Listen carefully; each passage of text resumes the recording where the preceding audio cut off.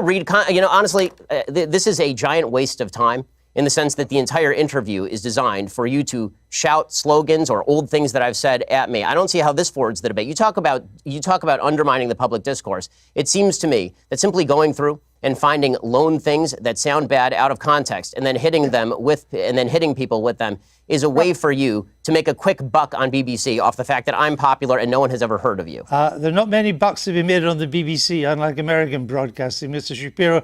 The point I'm trying to make is that your words are hardly designed to produce the consensus and understanding that the book seems to want to produce. That's my point, that you write about, Judeo-Christian culture and so on, but so much of what you've said in the past would seem to turn its back on Judeo-Christian culture. You're lecturing me on Judeo-Christian culture after you call the pro-life position barbaric? I just asked you a question.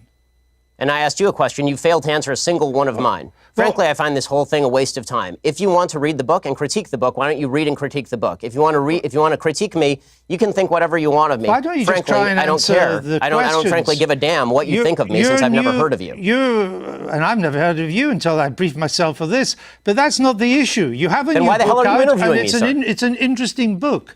But my point is, your book claims that society... Well, it'd be nice if you would quote it from time to time. Your book is... Well, actually, I've done so several times, and I'm about to do so again, if you would let me just finish the question.